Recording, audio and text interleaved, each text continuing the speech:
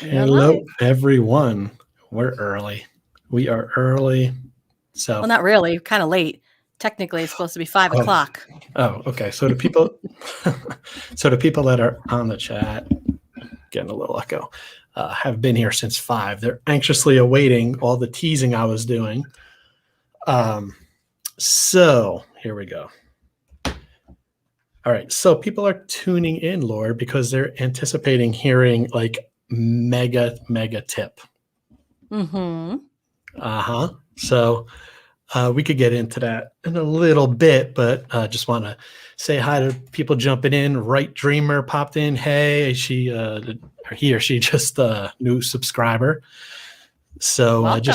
yep. So you don't have our Instagram, but last night I teased. Oh, You don't have your Instagram yeah. on your screen. All right. Last night I teased, and there's no pressure. I said, here we go. I posted that. And I said, there's going to be a mega eBay tip. I should have said from Lori or by Lori. And this, which was pretty weird about this mega tip kind of came out of nowhere. It was something that you and I experienced a couple weeks ago with somebody we know that's, kind of relatively new on eBay. And we helped them out. And during the process, it was an eye opener because we were like, this could happen really to anyone if they were not keen on eBay metrics and all this stuff. So, we'll get into that because I believe that tip is kind of like a informational deal. Like everybody be on the lookout because as Lori and I were talking about this tip, we believe it's like almost like a landmine, or like let's call it, I was thinking about like a piece of glass on the beach buried in the sand. Like you think you're like all wide open, like this is great, walking on the beach, not a care in the world. And then boom, what happened? And so little background, Laura, I know you and we've been selling full time for 4 years together. I think together, yes, Yeah. since All right. 2017. Okay. So, yeah. Okay. So you and I full time together, really kind of feeding off of each other's strengths. Just to share with the viewers, I focus more on acquiring inventory, sourcing, networking, processing, and just finding value, not necessarily treasure all over the place, but just value. Buying low, selling a little bit higher, buying something for $5, selling it for 35. And after fees, we put $10 in our pocket. So that's my strength. And that's what really got me going with reselling. I really loved the value that was out there that we could easily list on eBay, flip it. And I was just like saying to myself, this is great. And this is easy. And you started, Yep. Sorry to interrupt, but remember, you started out completely different than what we sell now. You started out selling outerwear because we're outside Denver. It just seemed to be very plentiful in the bins that you were looking for your items in. And it was so easy to find and easy to flip. It really was. Yeah, it was just plentiful. I just found quality all over the place going to the bins. So like Lori said, what turned into selling outerwear, North Face jackets, ski, snow pants and stuff like that, where, yeah, you're in Colorado, they are plentiful and quick flips that way. What I did was I kind of found myself selling more electronics. So I added another category to the mix. So I loved it because I was growing my knowledge base and also I had access to these type of products. Like they were plentiful.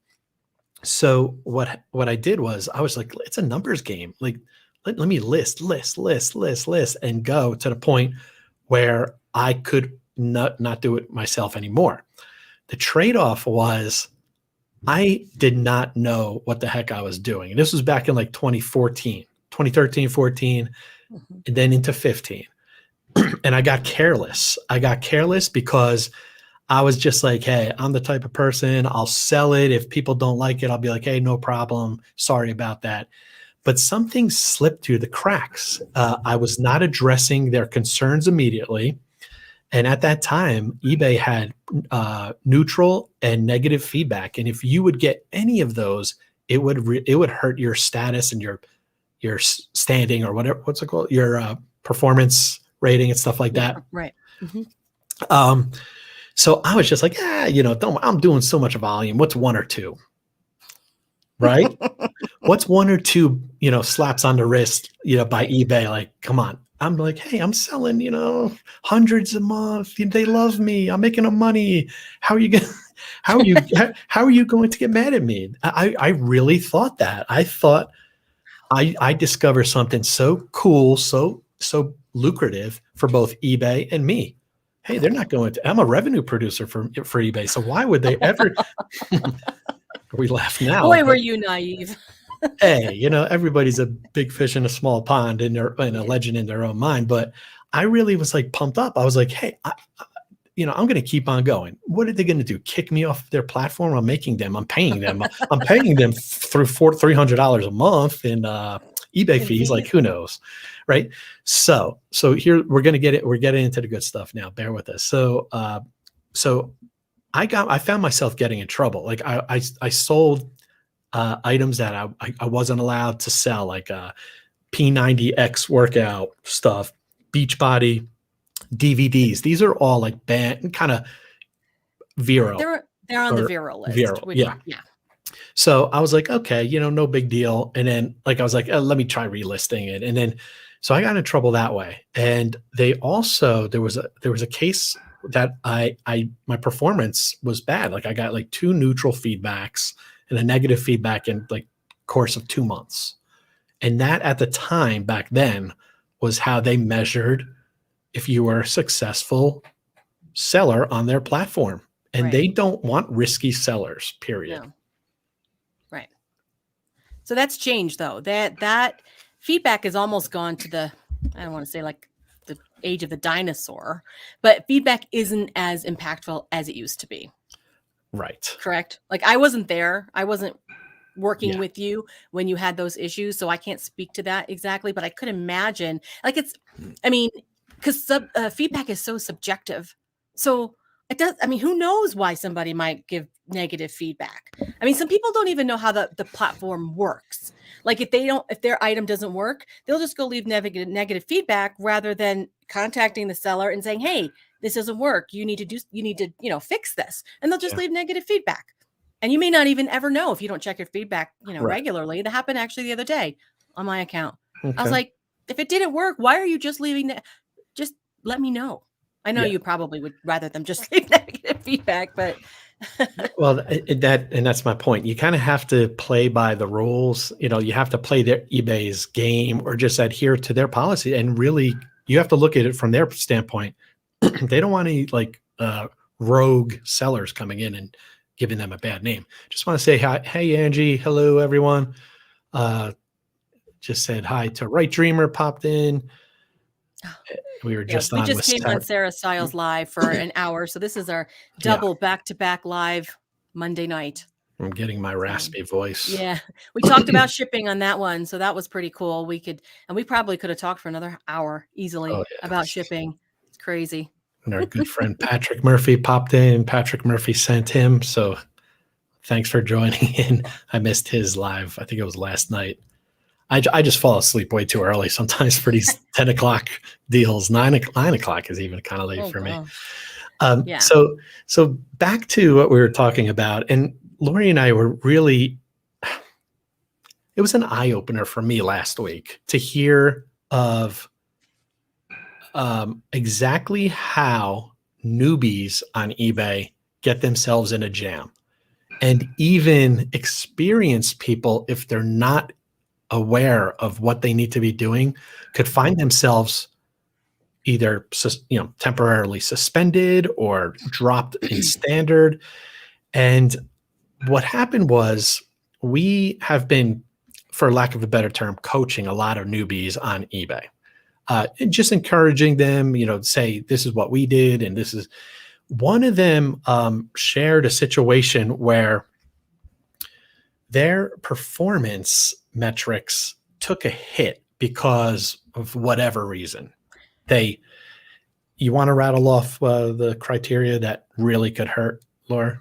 Like Oh, item, not addressing cases closed. well, yeah. Or do you want to talk about that case or just generally Yeah, you speaking? could talk about that case Oh, because you know well, it better than I do. right. Well, the seller was fairly new and they did not have a full understanding of how eBay looks at them in terms of their seller standing on eBay. So they just didn't understand that they what they needed to do in order to protect their seller standing. And they ended up getting a 6-month suspension. So they weren't able to list for 6 months because of this. And basically what happened was they weren't being attentive to any cases that were open. Returns may have gotten ignored. They might have been shipping out late too much. Like, so all these things kind of came together and eBay said, look, you're gonna have to take a break for 6 months. And so he didn't. Everything, nothing happened for 6 months. He kept paying his store fees, though. Everything was, still active. 6 months go by, and then all of a sudden, the ban is lifted. But this particular seller didn't actually start doing anything until a couple months later. A couple months had passed, and then they started listing and started getting on the ball and doing everything right.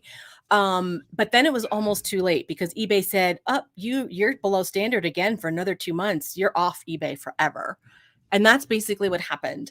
Thankfully, the story ended in a positive note because he was Right. able to get reinstated.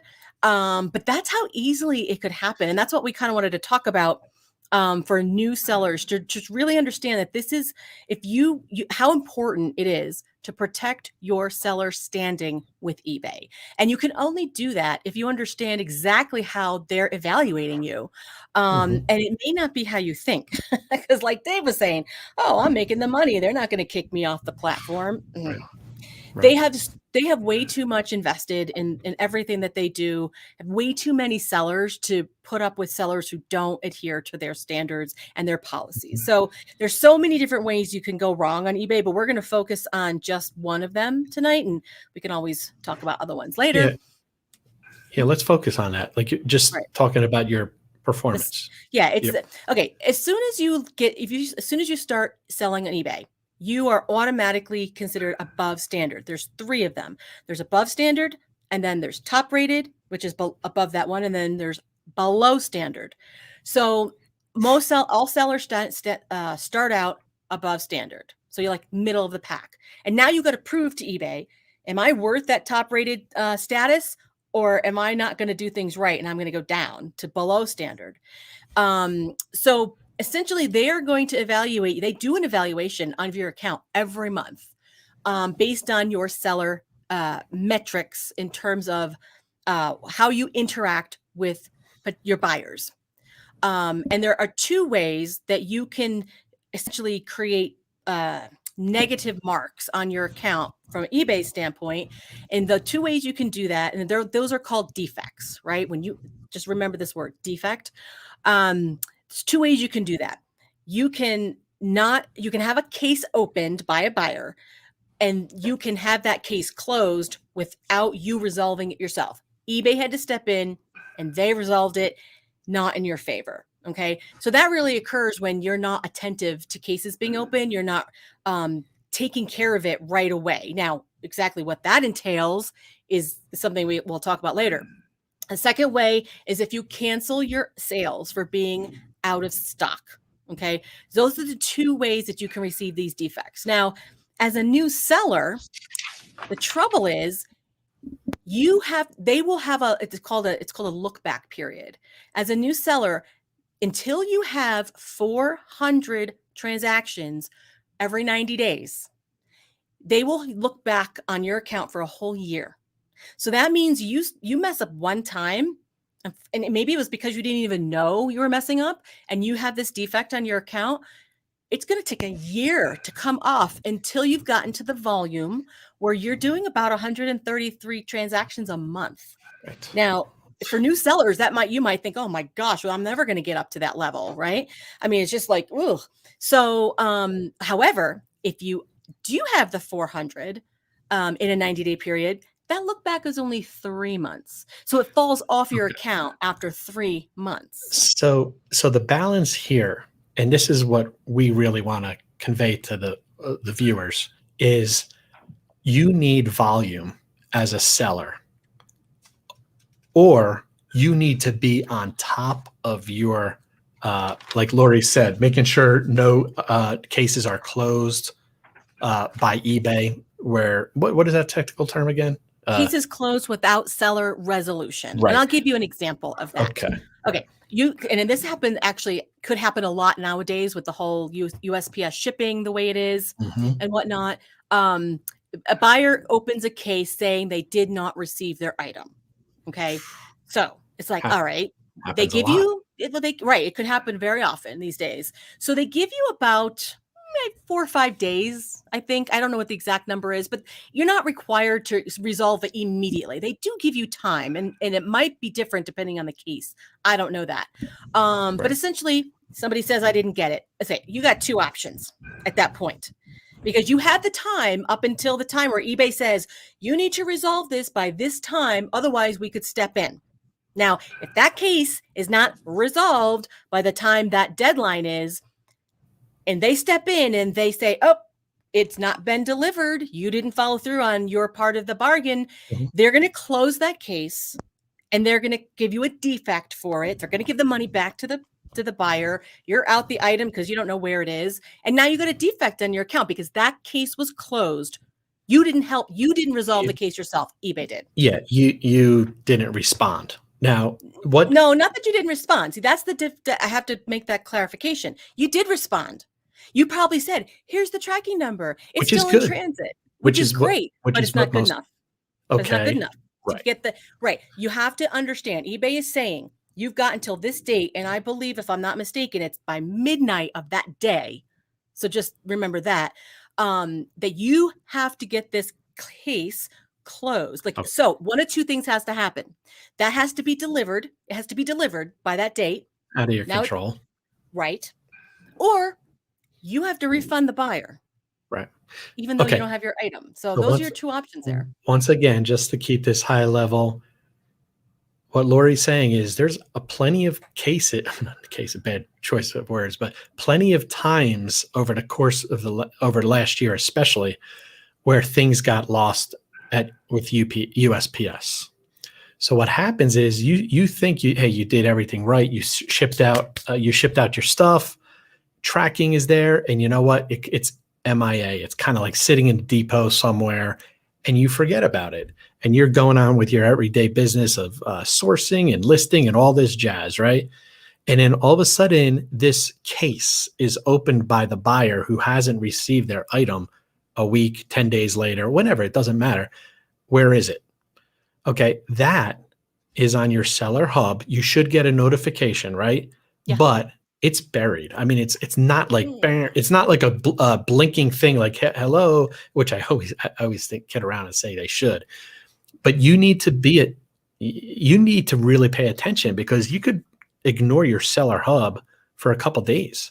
So if you don't go in there and respond where, hey, update the tracking and say, hey, I don't know where it is, here's the tracking, it could go back and forth. Now, what Lori was saying is it takes more than just updating the tracking. Correct. Most people update the tracking, and luckily or somehow, maybe it gets delivered within the next 5 days from there, and everything's closed and good. But in a bad case scenario, like you said, Laura, what could happen? Right. If the deadline occurs that eBay has given for that case, and that case is still open, okay, it doesn't automatically get closed not in your favor. Okay. It could stay open for an indefinite amount of time. Right. All it takes is for that buyer to ask eBay to intervene, or actually not even the buyer. If you call, we learned this the hard way, didn't we, Dave? The seller calls up. Even if you think you're right about, like, remember we had this a couple times, like the case is open. We were in the right for whatever it was. I don't even remember what it was.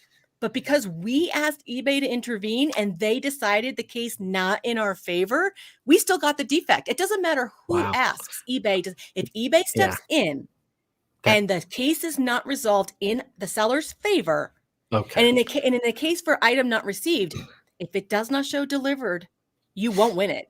Yeah. Trust me, you just won't. So that happened with us maybe like a long time ago, right? A year ago or something. I don't know. I vaguely remember that, but It it was wasn't an it item was not received case. It was just a yeah, case. it was just bizarre. So Yeah. the thing is this, it's like, all right, we everybody's like, hey, everybody's out to get me as a seller. And that's not the case. You almost have to factor these type of uh, problems or whatever you want to call it into your business model, where you if you know you ship something out there, and this is just one item. Like this is this is a situation where it's like item not received.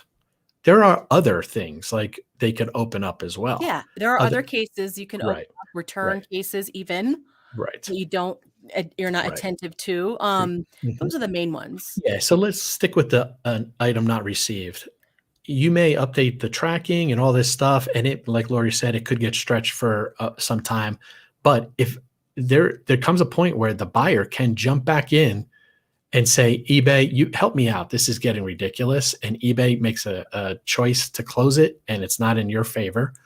That's a defect. Right, and also it has happened, and so not all eBay customer service people are Yeah. made alike. Right.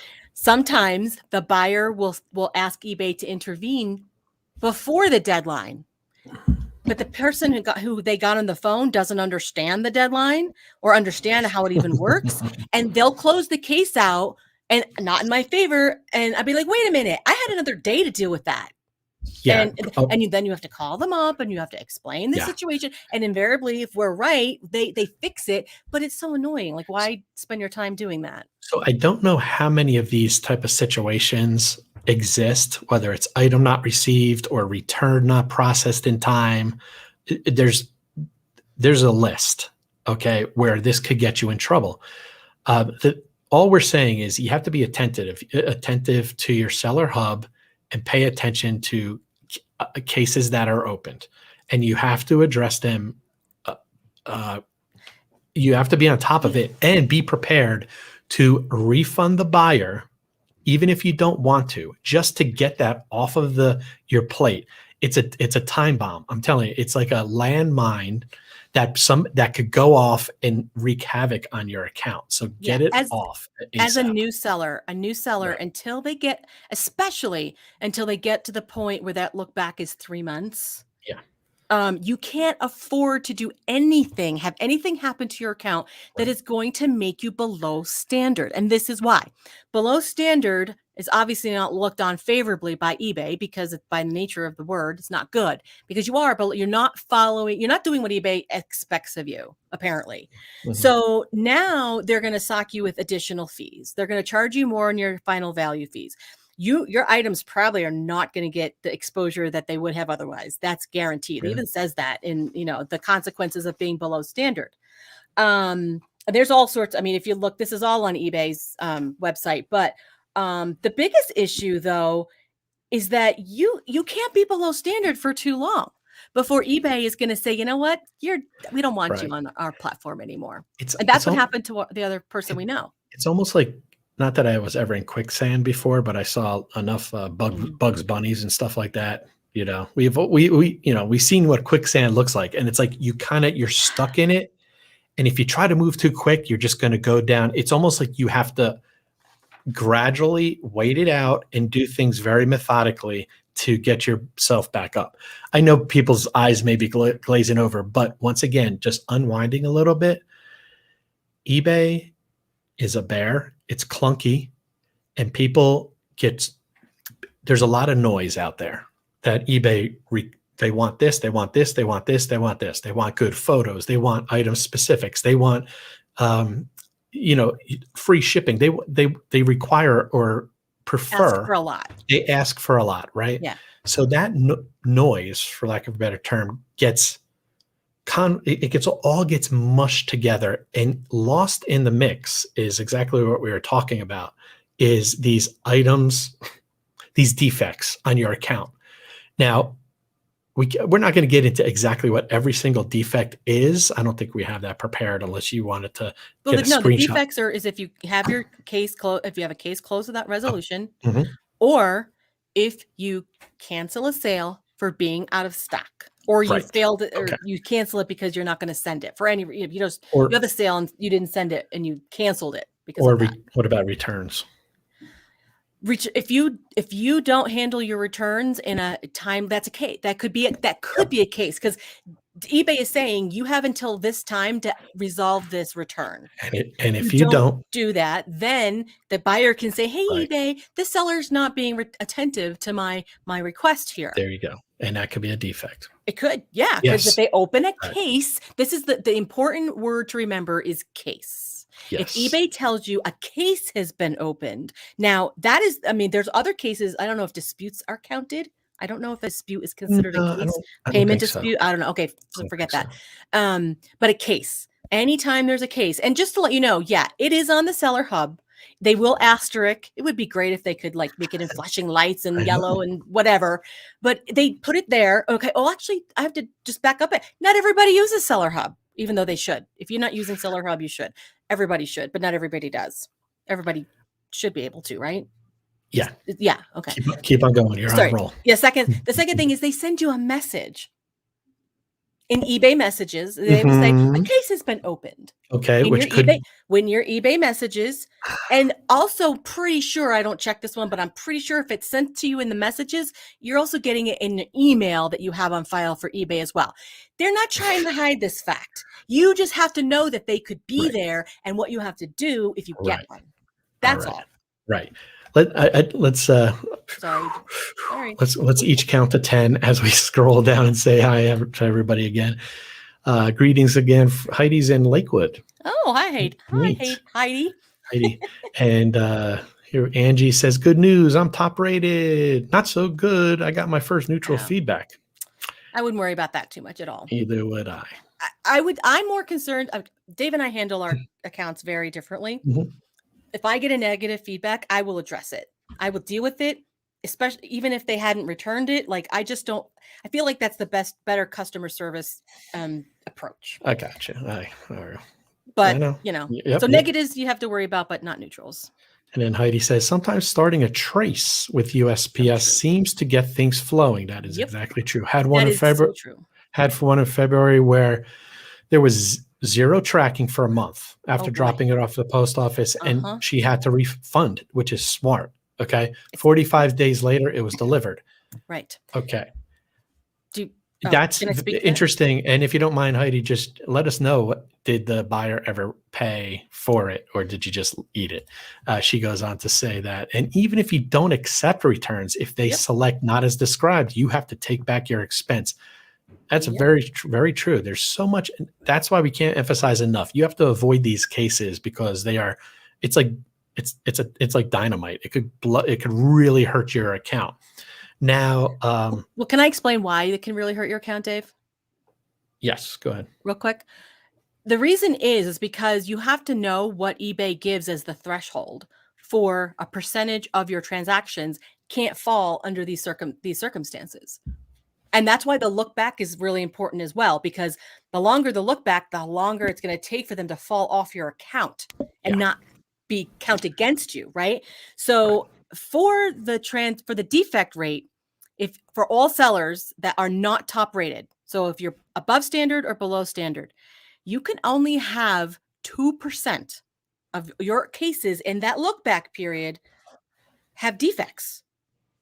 After in this particular case, it's it's 0.002. No. Oh, that's defects. Okay. All right. 2% for all defects. Okay. So that includes canceling for not being in stock. That includes cases closed without resolution. But what Dave was mentioning is that the cases closed without seller resolution for everyone can only be 0.3%. It's crazy. That's not very many if you don't have a lot of transactions under your belt. Right. So that's how easy you can dip to below standard if you're not careful. That's what I just wanted to mention. So to resolve this, pay attention. Go in every day.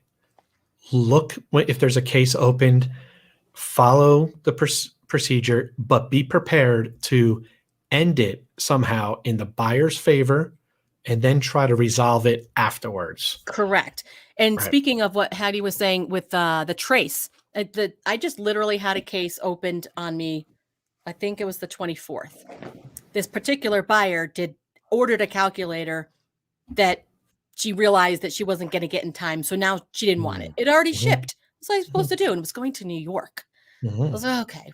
And I told her, once it comes back, just, I'll refund you when it's on its way back. No biggie. She opens a case. Item not received. It's not even there yet. And it wasn't, she didn't give it enough time. Right. Yeah. So I knew I had until, I think it was either tonight or tomorrow for that to get delivered. First thing I did was I did the trace. For some reason, it's a text trace. That's all it is. You go to the USPS website, you put the tracking information in there, and it comes up as you have and it gives you the tracking. Oh, and this is another thing I've noticed. Sometimes tracking information is not completely updated between eBay and the USPS website. So if you just go by the eBay tracking, it may be a little lagging sometimes versus going straight to USPS. So you Mhm. always want to check USPS to get the actual real, most up-to-date information. So if you put a trace, you just say, text me with all the updates. And, Yeah. they send you a text, whatever. It is amazing how many times all of a sudden that item that showed no movement in the It USPS does. Yeah. system, all of a sudden it's in the state that it belongs in. Yeah. And it's obviously didn't just magically get there in like an Weird. hour, Weird. you know? That's Yeah. what that's what Heidi was saying right here. You put a trace on, you have Yeah. to go to USPS and enter data and stuff like that. Um, Well, see, but there's a then difference, real quick. There's a difference between what I'm talking about, and I'm not sure if she's talking about this too. You can actually request them to look for a lost package. yeah, That's a whole different, more involved yeah, that's process, which I wouldn't recommend at this stage of yeah. the game, especially for smaller So items. I asked Heidi to type in like whatever happened, and she just said, "Hey, they had to eat it. You Yeah, know, had to eat around 20, out $20 on that." yeah. And then Angie was saying, seller left her neutral feedback because of $2 too much for shipping. I mean, Wow, this is the bon cuckoo of eBay at times. wow. Uh, Hello, Deneen, popping in Hey, to say Deneen. hello. Hi. And yeah, we're getting into the weeds a little bit on eBay. Just keep reset the room, so to speak. Just we're talking about like these landmines that exist out there on eBay that a lot of sellers aren't aware of that could really blow up and hurt their account. And in particular, we are talking about defects and what type of defects are out there. It's not addressing a return appropriately within the window. It's not when somebody has an item not received. If you're not addressing that, what happens is these buyers, they have a period of time where they could let it just kind of cooling down period for 2 to 3 days, but then they could pop back in and say, "Hey, eBay, I haven't heard anything from this seller. Can you resolve this?" And Or, eBay, or not even that. Like it doesn't have to be. You could have been so on top of it. You could have been okay, messaging them every day. right. But the fact that it's not Wasn't resolved. resolved. Right. Right. So you could have that and or whatever. So it's like you have to stay on top of this. And the reason being is it's not like, hey, everyone is allowed 10 of these a year. That is Mm. not the case at all. Now, what Lori and I did was we did the calculations, and this could get a little, glazed over look, but we did the calculations just to let everyone know that how many of these they may be allowed to get by with, or like, just a little slap on the wrist before you really get in Well, trouble. well, Now, they let you. I mean, the first one is kind of like a gimme, or like they won't do anything if you just have one. Okay, okay, you right, have one. No matter how many transactions you have, you're okay. You have to have at least two for the cases closed without seller resolution for the minimum of 0.3% for them to be looking at that. So that what that means is if you have two of these cases closed without resolution, if two of them, and if your overall percentage of your transactions in these two don't equal less than 0.3%, they could decide to put you down to below standard okay, on your next evaluation. right. And once you And get you down don't there, want that. yeah, that's like trying to walk up a down escalator as well. That's rough. Yeah, let's keep on going into this. Ask questions anytime. Seriously, I mean, we could really go on in great detail because this is very important. I feel. Heidi was just saying, "Yep, the one that shipped on the 14th, they gave an old address. Okay, went from Colorado to Virginia, back to Colorado, then to Kentucky. At least USPS didn't have blah, blah, blah, blah, correct forward address, delivered today. This is what happens. And, maybe your customer, the buyer, didn't care. Those are great. Yeah. But the people that do care, they could really, Right. And she was talking about the missing package request. Yeah, that's a completely different process than just the text trace. And typically, if you get one of these cases open and you're very communicative with the buyer, that's all they want. Usually, they want you to be on top of it. They want you to be empathetic. You just have to. So sorry, this has happened. I mean, you know how many times we had to say that last year when everything was all messed up.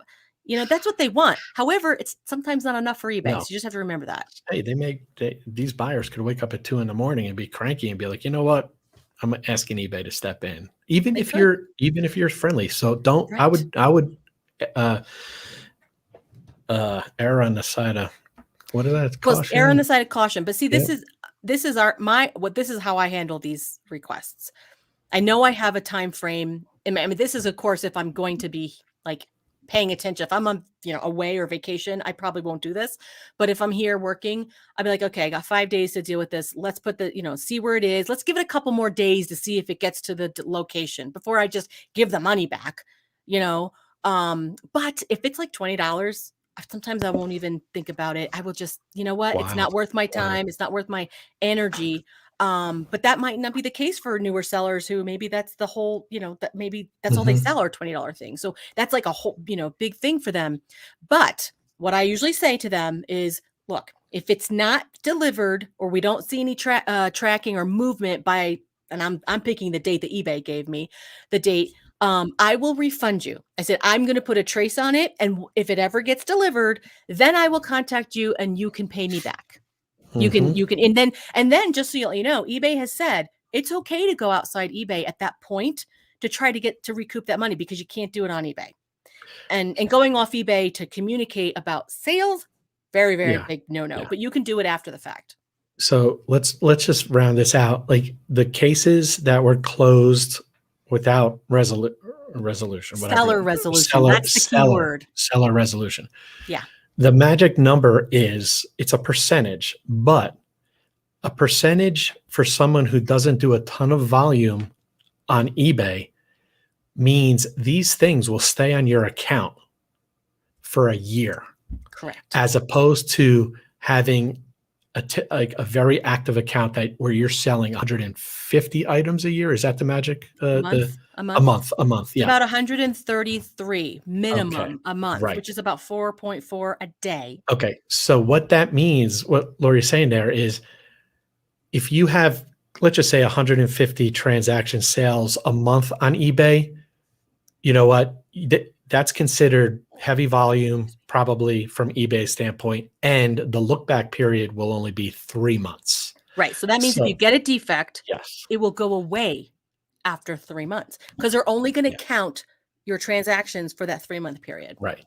So that's it. We want to just highlight that. If you are not doing higher volume on eBay, which is 100, let's call it 150 sales a month, you are considered in our eyes and maybe in eBay's a lower volume seller, and your look back period is going to be 12 months, which means any of those, those defects that you get are going to be on there for 12 months, and you will get away with one, maybe a little slap on the wrist, but the second one, be prepared to get dropped down hard. The second one, you have to have at least 667 transactions in that look back period for it not to bump you down to below standard. Oh my gosh. Didn't you see that last week? Yeah, I know, but you said the real number is not 667. Well, it's technically 666.666. Okay, so I took out my little Iron Maiden number of the beast guy, all right? Okay, but then we're going to make everybody happy. Yay, okay.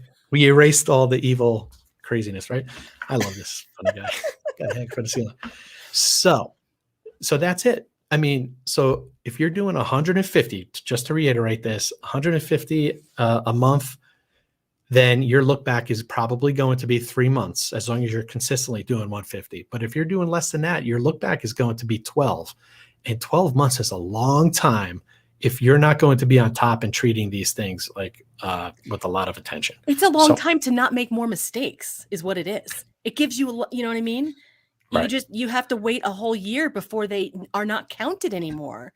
So that is a long time to have to be perfect. Right. Hi, we're going to get back. I just have to get some. 664, neighbor of the beast. That's true. One house down is the neighbor of the beast. Oh, we got some creative people here. So let's get back into, Patrick brings up, here's a question. So Patrick has a question. He got a neutral feedback. He sent out a charging dock for an iWatch. In case the neutral feedback said charger stopped working after 5 minutes, no case was open. Thoughts? I would ignore that, because they didn't hate it so much that they left a negative feedback. But the proper engagement on that would be a message to the seller, and they didn't do that. So you could always ask for feedback revision. Correct, you can, but only nobody would do that unless you solve their issue. So now you've got to potentially have a return, which you didn't have. So man, craziness. Customer service, you gotta love it. Should he have been proactively engaged in this? Though being in the field repair, I am almost positive it was the charger, and it was not the charger. Maybe it was their device, which is. And maybe that's why they didn't message you. Maybe they just, left the negative feedback, or they don't know how eBay works. Mm-hmm. And here we go. Heidi, Heidi brought this up. On neutral feedback, you can request eBay to look and remove if not warranted. Okay. Had one claimed and not delivered 2 weeks after delivery date, was able to get removed. Very true. That is true. You can ask eBay to remove them if you think they're unwarranted. Yeah. In my experience, they rarely do. It's harder to do that. It's harder to, but you can also ask the buyer. Right. The buyer who left it. Mm-hmm. The best way to do that, though, is to message them first and explain the situation. Because you know how many times people like, oh, sorry, I thought that was somebody else. You were great. I got that too. Like, really? They're yelling at me. Yeah. Exactly. I'm like, wait, because it's so obvious. Like, wait a minute, that doesn't sound like us.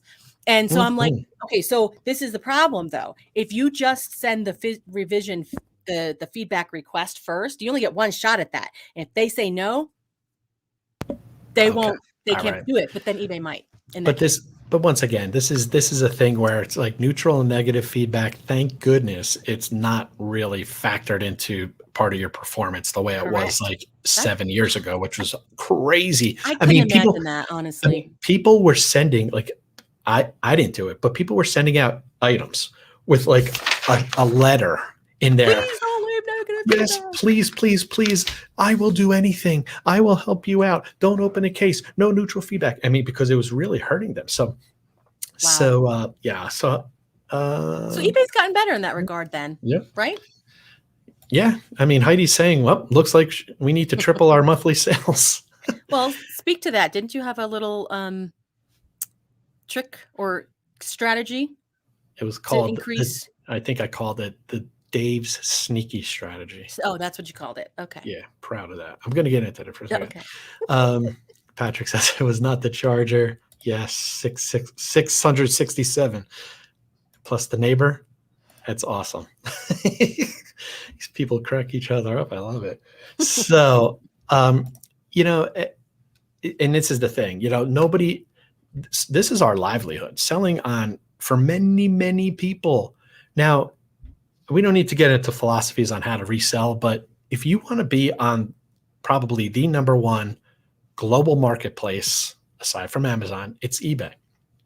And what we sell, mainly everybody in this room, are one-offs. They're thrifted, unique items. Patrick, for example, made a post. He said, when in doubt, part it out. He had a printer of his own that broke the other day. And here he is just taking parts off of it, and he's listing the parts on eBay. He'll probably make enough to help pay for half of a new printer. I mean, so this is a way of life, so to speak. It's like a global garage sale, some people call it, but still. So, you really have to take this stuff seriously. And the whole defect rate thing, don't ignore it. Like I said earlier, there's so much noise on eBay with required item specifics or recommended and all this stuff. There's a lot of noise. And we want, of that noise, take that defect and that check in your seller hub, get that to the top of your list every day and look. Because 2 of those in 3 months, and you could be below standard, and you could be out of a platform to sell on, which it's dangerous. So, do we have any feedback, like music, Dave, sneaky strategies? I'm sorry, I didn't know I was supposed to prepare that. I'll do that next time. I have a nickname. I'm very competitive. A good competitive. I'm not a sore loser competitive guy. I'm very strategic. All right. I look at things, just my nature. I always do like pro and con, cost benefit analysis in my head. It's just who I am. I'm very analytical. That's the type of work I did for decades. It sounds so old. I did for a long time. Just very analytical. Just like, well, this, and I just do it. I do it when I drive, whatever.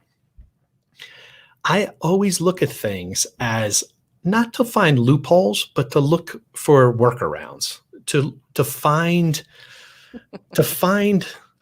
justice, And eBay sometimes leaves you scratching your head saying, why?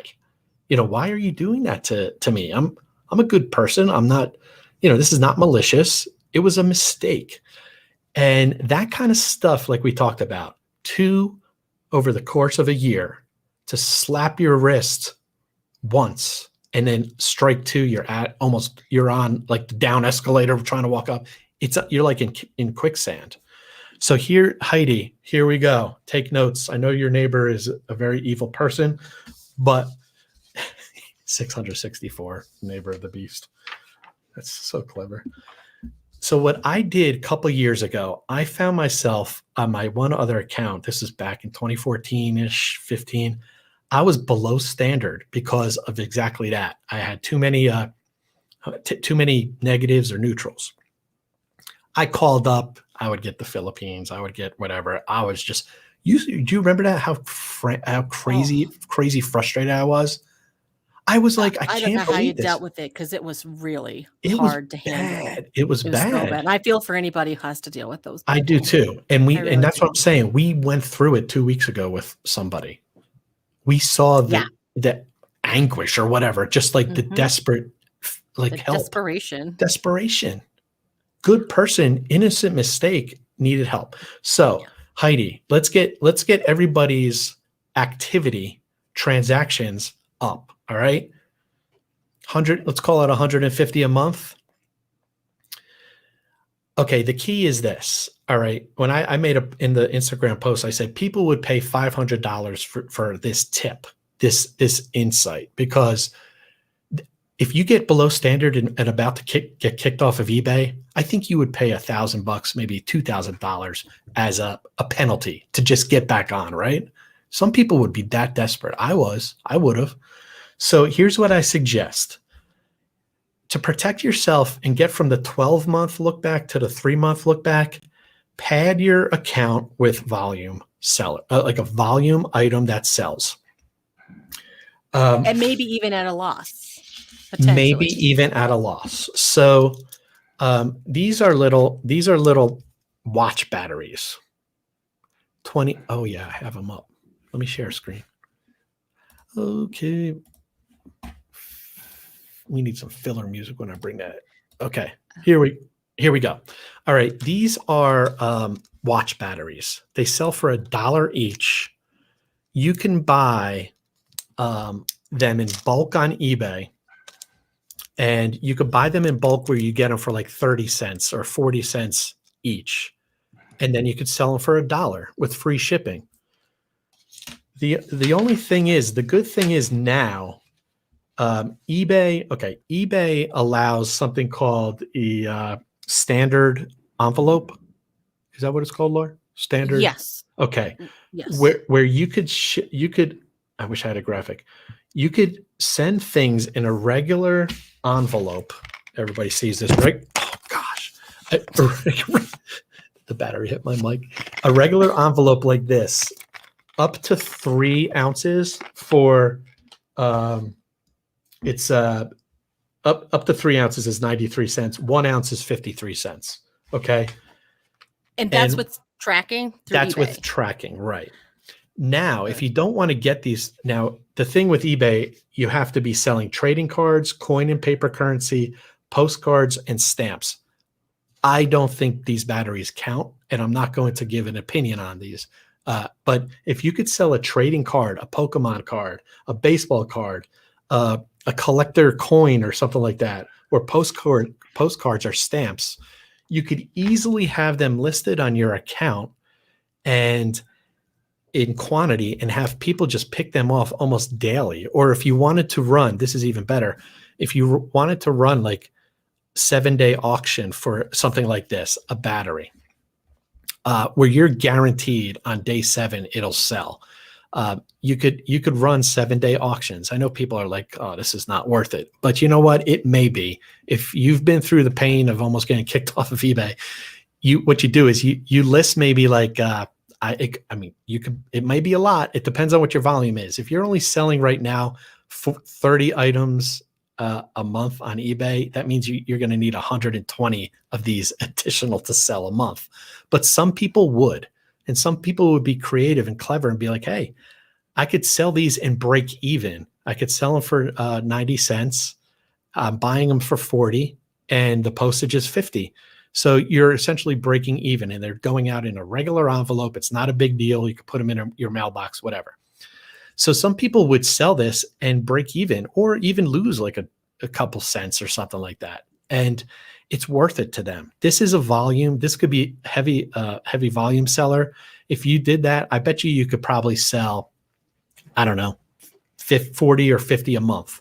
And then if you supplemented that with some other trading cards and stuff like that, that's one way, one strategy, one way to get your volume up.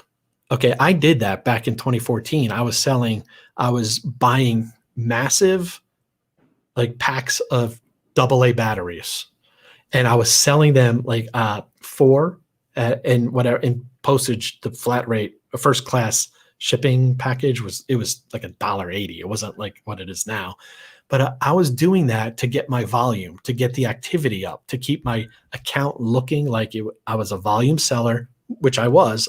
I just wasn't making any money. So I just want to share that, and I just want to share. Let's share this screen one more time. Here's exactly what I would suggest doing, like with these batteries. You could buy 20 of these. Is that what it says? 20 for $9. Okay, so they're out there. You could buy a huge bulk like this and then break them up, sell them.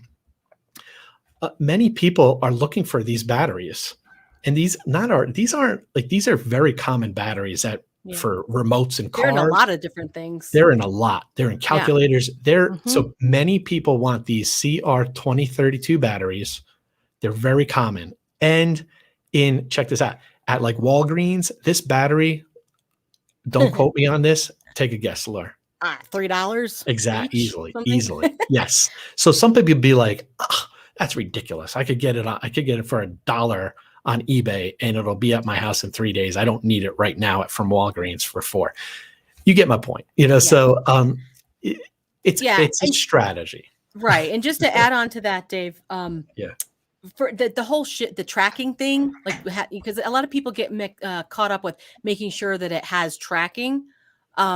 That actually, when it comes to your metrics and your seller standard, according to this, it only applies to top-rated sellers anyway. Yes. So until you're there, it doesn't matter. So you don't have to worry. I guess it expands what you could really sell. You don't have to worry about the envelope, the eBay envelope. Right. So exactly. So you could, that's true. As long as that's exactly true. So the tracking, ignore it.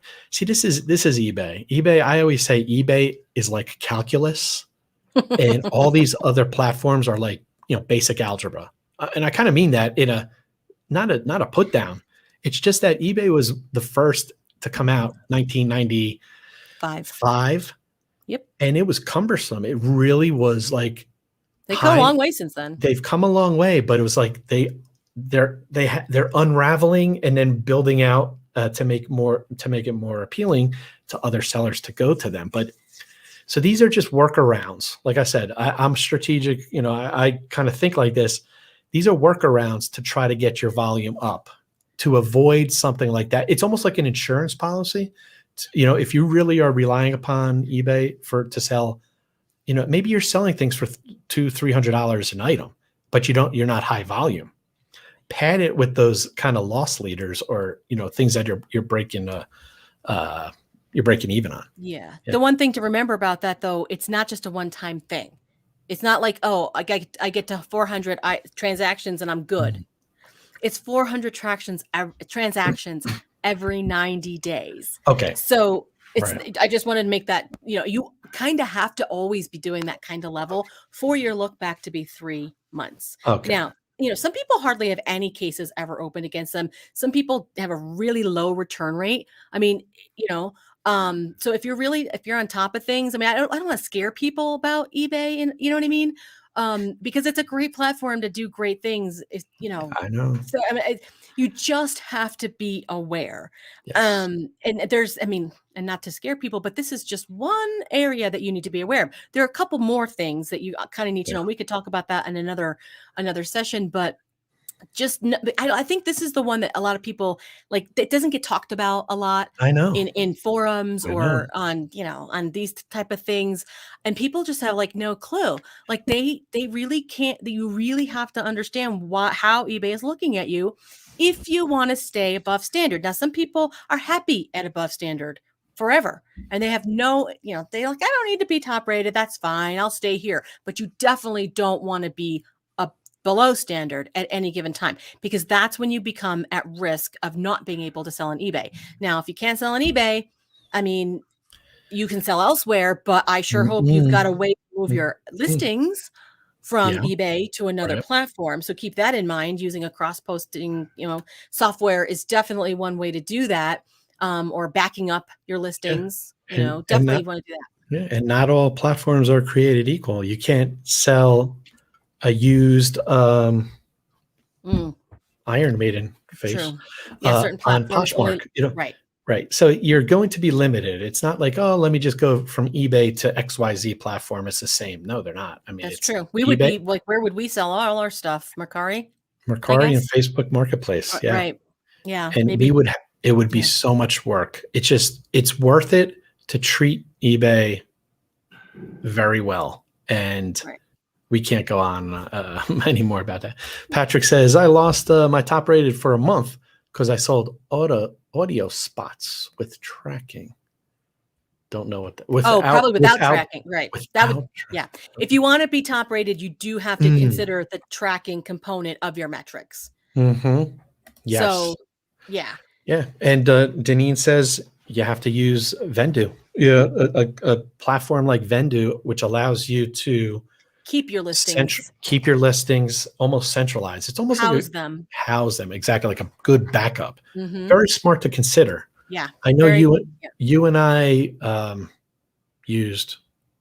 We use 6bit at the moment because we have 4,000 listings to back up at any given time. So yeah, it's just $35 a month. It's a little insurance policy for that. It is, and like Vendu, like Deneen was saying, she uses Vendu, which is a platform that helps with cross listing to other platforms, but it's also good to have, just like you said, as a backup to centralize, keep your things listed.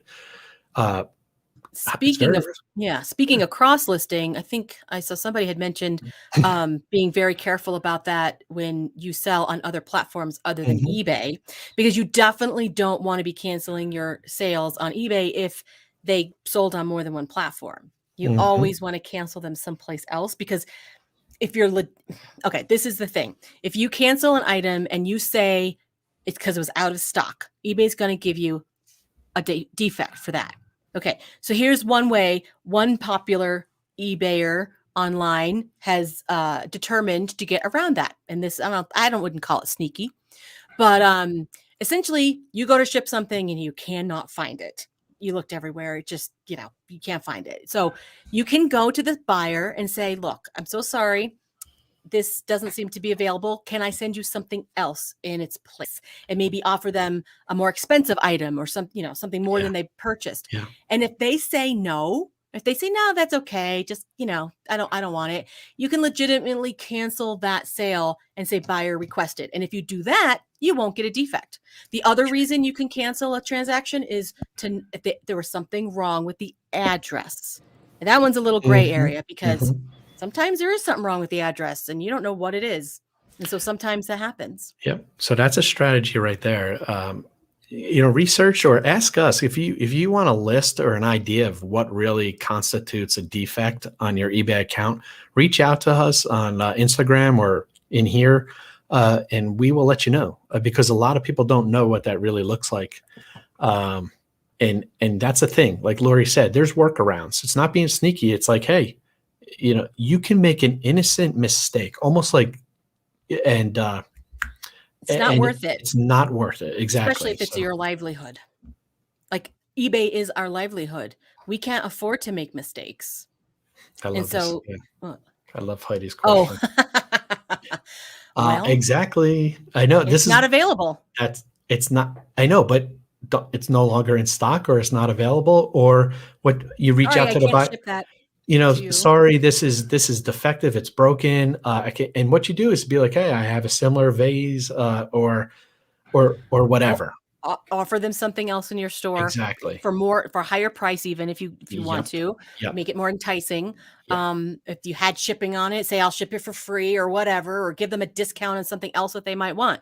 And that's one way you can avoid saying that you canceled it for being out of stock. And of course, it goes without saying, I know we're supposed to wrap up here, but you have to have good systems and processes in place to begin with so that this doesn't happen. Like you can find everything, be as organized as possible, do an annual inventory of your items, compare what you actually have to what you have on your platforms, because you know how black hole of eBay, all of a sudden you have items and there's no listing. Like where do the listings go? Like it's a legitimate thing.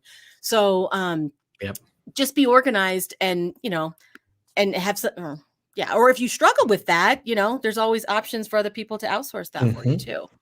So, and for everyone in the room, I know there's 6 people in there.